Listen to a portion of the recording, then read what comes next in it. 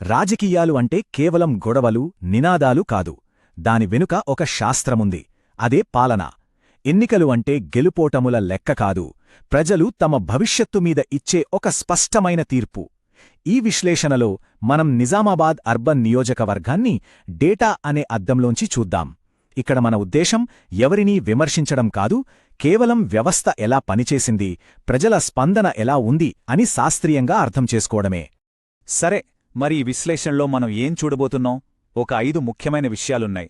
ముందుగా నిజామాబాద్ ప్రజల నాడి ఎలా ఉందో అర్థం చేసుకుందాం. ఆ తర్వాత 2023 ఎన్నికలు మనకు పంపిన 3 బలమైన సంకేతాలేంటో చూద్దాం. ఆ ఫలితాల వెనుక అసలు కారణాలేంటి అని లోతుగా పరిశీలిద్దాం. ఈ మార్పనేది ఒక పెద్ద ట్రెండ్లో భాగమని గుర్తించి చివరగా ఆ తెగిపోయిన నమ్మకాన్ని తిరిగి ఎలా నిర్మించుకోవాలో ఒక స్పష్టమైన బ్లూప్రింట్ చూద్దాం. పాలనను అర్థం చేసుకోవాలంటే ఏసీ గదుల్లో కూర్చుంటే సరిపోదు, క్షేత్రస్థాయికి వెళ్ళాలి. నిజామాబాద్ అర్బన్ అది కేవలం మ్యాప్లో ఒక చుక్క కాదు కదా, అది ఆశలు, ఆకాంక్షలు, రోజువారీ పోరాటాలతో నిండిన ఒక సజీవ ప్రపంచం. పదండి ఇప్పుడు ఆ ప్రపంచంలోకి అడుగుపెడదాం. ఆలోచించండి, 3 లక్షల మందికి పైగా ప్రజలు, వీరిలో దాదాపు 2,86,000 మంది ఓటర్లు. ఇవి వెరు అంకెలు కావో, ఇవి కుటుంబాలు, కలలు, కష్టాలు. ఒక నాయకుడి పనితీరుకు అసలైన గీటురాయి ఏంటి? ఈ ప్రజల జీవితాల్లో వచ్చే మార్పే. రోడ్లు, భవనాలు అవసరమే, కాని వాటికంటే ముఖ్యం ఆ రోడ్లుపై నడిచే మనిషి జీవితం. నిజం చెప్పాలంటే ప్రజల మొదటి పోలింగ్ బూత్ వాళ్ల వంటగది. ఇంట్లో నిత్యావసరాల ధరలు పెరిగితే ప్రభుత్వాలపై నమ్మకం సన్నగిల్లుతుంది. కుళాయిలో నీళ్లు సరిగ్గా రాకపోయినా, వీధిలో డ్రైనేజ్ పొంగినా ప్రజల ఊపిక కూడా పొంగుతుంది. ఇక చదువుకున్న పిల్లాడికి ఉద్యోగం లేకపోతే, భవిష్యత్తుపై భరోసా లేకపోతే ఆ అసంతృప్తి ఎక్కడికి పోతుంది? ఓటు రూపంలో బయటపడుతుంది. అంతే. ఇవే అసలైన సమస్యలు, ఇవే పాలనకు అసలైన పరీక్ష. ఇక్కడ చూడండి, ఈ స్లైడ్ను జాగ్రత్తగా గమనించండి. ఇది కేవలం కులాల మతాల లెక్క కాదు, ఇదొక సామాజిక సమీకరణం, ఒక సోషల్ కాంట్రాక్ట్ అన్నమాట. ఈ నియోజకవర్గంలో 63% ముస్లిం ఓటర్లున్నారు. ఇది కేవలం ఒక సంఖ్య కాదు, ఇదొక పెద్ద బాధ్యత. వాళ్లతో పాటు మున్నూరు కాపు, పద్మశాలి, గౌడ్, ముదిరాజ్ ఇలాంటి కీలకమైన సామాజిక వర్గాలు కూడా ఇక్కడి సమాజంలో భాగం. ఈ సమీకరణాన్ని అర్థం చేసుకోకుండా, వాళ్లను గౌరవించకుండా ఇక్కడ రాజకీయం చేయడం దాదాపు అసాధ్యం. సరే, ఇందాక మనం గ్రౌండ్ రియాలిటీ చూస్తాం. ఇప్పుడు డేటా ఏం చెబుతుందో చూద్దాం. ఎందుకంటే అభిప్రాయాలు మారొచ్చు, కాని అంకెలు అవి నిజాన్ని నిర్భయంగా చెబుతాయి. 2023 ఎన్నికల ఫలితాలు మనకు 3 చాలా స్పష్టమైన సంకేతాలిచ్చాయి. ఆ తీర్పు ఎలా ఉందో ఇప్పుడు విందాం. మొదటి సిగ్నల్, అధికారంలో ఉన్న బీఆర్ఎస్ పార్టీ ఓట్ల శాతంలో వచ్చిన భారీ పతనం. చూడండి, 2018లో దాదాపు 48% ఓట్లు సాధిస్తే కేవలం 5 ఏళ్లలో అది సగానికి సగం, అంటే 24% పడిపోయింది. అంటే 23% ఓట్లు కోల్పోయారు. ఇది మామూలు ఓటమి కాదు, ఇదొక రాజకీయ భూకంపం. ప్రజల తిరస్కారానికి ఇది నిలూటద్దం. ఇక రెండో సిగ్నల్, ప్రతిపక్ష ఓట్ల ఏకీకరణ. మరి బీఆర్ఎస్ నుంచి దూరమైన ఆ ఓట్లన్నీ ఏమయ్యాయి? గాల్లో కలిసిపోలేదు గదా. అవి చాలా స్పష్టంగా, బలంగా బీజేపీ మరియు కాంగ్రెస్ వైపు మళ్ళాయి. అంటే ప్రజలు యాదృచ్ఛికంగా ఓటు వెయ్యలేదు, మార్పు కావాలని స్పృహతో ఒక నిర్ణయం తీసుకున్నారు. మూడవ సిగ్నల్, గెలుపు మార్జిన్. 15,387 ఓట్ల ఆధిక్యం. గెలుపు గెలుపే, మంచి గెలుపే. కాని మొత్తం ఓట్లతో పోల్చినప్పుడు ఇదొక అజేయమైన ఆధిక్యం కాదు. దీని అర్థమేంటంటే ఈ తీర్పు శాశ్వతం కాదు. ప్రజల నమ్మకాన్ని గెలిచి నిలబెట్టుకోకపోతే ఈ అంకెలు మళ్లీ మారడానికి ఎంతో కాలం పట్టదు. ఓకే, ఏం జరిగిందో అంకెలు చెప్పేశాయి, కాని అసలు కథ ఇప్పుడు మొదలవుతుంది. ఎందుకు ఇలా జరిగింది? ఈ ఫలితాల వెనుకున్న అసలు కారణాలేంటి? నాయకుడికి ప్రజలకు మధ్య ఆ బంధం ఎక్కడ, ఎలా తెగిపోయింది? ఇప్పుడు దాని గురించి లోతుగా చూద్దాం. ఈ ప్రశ్నకు జవాబు పెద్ద పెద్ద రాజకీయ విశ్లేషణల్లో దొరకదు. అది నిజామాబాద్ గల్లీల్లో, ఒక సామాన్యుడి రోజువారీ అనుభవంలో, వాళ్ల గుండె చప్పుడులో దొరుకుతుంది. నాయకుడు అందుబాటులో లేనప్పుడు, కష్టాలు చెప్పుకుందామంటే విననప్పుడు ఆ బంధం మెల్లగా బలహీనపడి చివరికి తెగిపోతుంది. స్థూలంగా చూస్తే ఒక 5 కారణాలు కొట్టొచ్చినట్టు కనిపిస్తున్నాయి. 1. తీవ్రమైన ప్రభుత్వ వ్యతిరేకత. 2. నాయకుడు కేవలం ఎన్నికల ముందే కనిపిస్తాడు అనే బలమైన అభిప్రాయం. 3. స్థానిక సామాజిక వర్గ పెద్దల్ని, ముఖ్యుల్ని పట్టించుకోకపోవడం. 4. చాలా కీలకమైన 63% మెజారిటీ ఓటర్లతో పూర్తిగా సంబంధాలు తెగిపోవడం. ఇక చివరిది ప్రజల మాట వినకుండా పాత పద్ధతులనే నమ్ముకుని ముందుకెళ్లడం. నాయకుడంటే ప్రజల మధ్య ఉండాలి.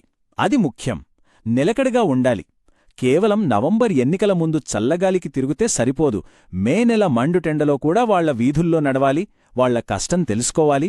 నమ్మకం అనేది కాంట్రాక్టులతో కట్టేది కాదు. అది నిరంతర సంభాషణతో, ప్రజల కష్టసుఖాల్లో పాలు పంచుకోవడంతో నిర్మించబడేది.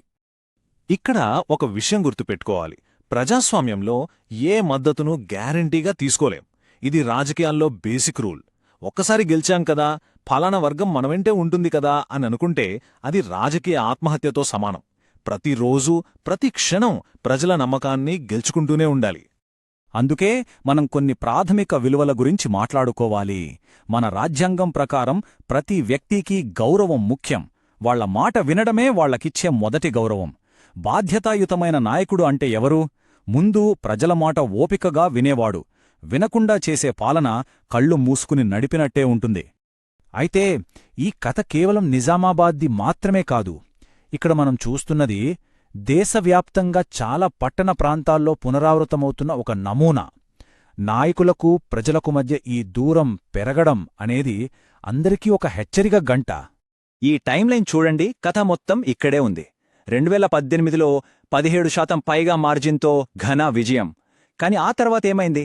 మెల్లగా ప్రజలకు నాయకుడికి మధ్య దూరం పెరిగింది. ఫలితం 2023 వచ్చేసరికి 8% పైగా తేడాతో ఓటమే. చూశారా 5 ఏళ్లలో ఎంత మార్పు? ఒక బలమైన తీర్పు ఎంత తొందరగా ఆవిరైపోతుందో చెప్పడానికి ఇదొక శక్తివంతమైన ఉదాహరణ. దీన్ని బట్టి మనం అర్థం చేసుకోవాల్సిన విషయం ఒక్కటే. ఆ పాతకాలపు ఓటు బ్యాంకుల లెక్కలు ఇప్పుడు పనిచేయవు. ఇది పర్ఫార్మెన్స్ యుగం. పనిచేస్తేనే ఓటు, లేదంటే ఇంటికే. ఈరోజు ఓటరు చాలా చైతన్యవంతుడు. సమాచారం వాళ్ల చేతిలో ఉంది. కేవలం వాగ్దానాలను నమ్మరు, పనితీరును చూసి ఓటు వేస్తారు. సరే, ఇప్పటిదాకా జరిగిందేంటో చూశాం, కారణాలు వెతికాం. కాని ఇక్కడితో ఆగితే సరిపోదు. మరిప్పుడు ఏం చేయాలి? ఆ విరిగిన నమ్మకాన్ని మళ్లీ ఎలా సంపాదించాలి? దానికొక స్పష్టమైన, ఆచరణీయమైన బ్లూప్రింటుంది. ఇప్పుడు దాన్ని చూద్దాం. ఈ ప్లాన్లో 3 ముఖ్యమైన మెట్లున్నాయి. సింపుల్గా ఉంటాయి, కాని చాలా శక్తివంతమైనవి. మొదటిది ప్రజల ప్రధాన ఆందోళనలైన ఉద్యోగాలు, నిత్యావసరాల ధరలపై దృష్టి పెట్టాలి. రెండవది పాలన అందించడమే కాదు, చేసిన పని ప్రజలకు కనిపించేలా, తెలిసేలా చెయ్యాలి. మూడవది అన్నిటికన్నా ముఖ్యమైనది, క్రమం తప్పకుండా సభలు పెట్టి ప్రజల మాట విని ఆ మానవ సంబంధాన్ని పునర్నిర్మించాలి. ముఖ్యంగా 2 విషయాలపై వెంటనే ఫోకస్ పెట్టాలి. మెజారిటీగా ఉన్న మైనారిటీ వర్గం నమ్మకాన్ని గెలవాలంటే వాళ్ల కమ్యూనిటీ నుంచే ఒక అభ్యర్థిని నిలబెట్టడం, వాళ్ల సమస్యలు వినడానికి ఒక ప్రత్యేక కమిటీ వేయడం, ఇలాంటి పనులు చేయాలి. అలాగే ఇతర సామాజిక వర్గాలతో మళ్లీ కనెక్ట్ అవ్వాలంటే వాళ్ల ప్రాంతాల్లో సభలు పెట్టి స్థానిక సమస్యలపై వెంటనే స్పందించాలి. ఇంకో ముఖ్యమైన విషయం మాటలు. ఏ మాటలు వాడాలి, ఏవి వాడకూడదు. మన భాష అభివృద్ధి, అందర్నీ కలుపుకుపోవడం, సాధికారత, జవాబుదారీతనం చుట్టూ ఉండాలి.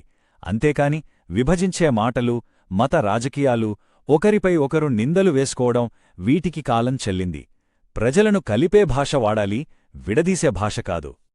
ఇప్పటి రాజకీయాల్లో టెక్నాలజీ, డేటా వాడకం తప్పనిసరి. కాని దానికి కూడా ఒక హద్దు, ఒక బాధ్యత ఉండాలి. మన దేశంలో కొత్తగా వచ్చిన డిజిటల్ పర్సనల్ డేటా ప్రొటెక్షన్ చట్టం ఏం చెబుతోంది? ప్రజల అనుమతి లేకుండా వాళ్ల పర్సనల్ డేటాను వాడకూడదు. ఇది కేవలం చట్టం కాదు, నమ్మకాన్ని నిలబెట్టుకోవటానికి ఇదొక నైతిక బాధ్యత. ప్రజల సమ్మతిని గౌరవించడం కొత్త యుగం రాజకీయాలకు పునాది. చివరగా ఒక్కటే మాట, అధికారంలో ఉండటమనేది ఒక హక్కు కాదు, అదొక పరీక్ష. ఆ పరీక్షలో మార్కులు వేసేది, తీర్పు ఇచ్చేది ప్రజలే. నిజామాబాద్ తీర్పు మనకి నేర్పిన పాఠం ఇదే. ఇది కేవలం ఒక హెచ్చరిక కాదు, ప్రజల కేంద్రీకృత రాజకీయాలకు ఇదొక గొప్ప అవకాశం. మీరు కూడా ప్రజల కేంద్రీకృత నాయకుడిగా ఎదగాలనుకుంటే, మీ నియోజకవర్గాన్ని అభివృద్ధి పదంలో నడిపించాలనుకుంటే blueprintstrategies.ai ని సంప్రదించండి. మా ఈమెయిల్ mgr@blueprintstrategies.ai లేదా 08042041602 నంబర్కు కాల్ చేయండి. పాలిటిక్స్కి అతీతమైన లక్ష్యం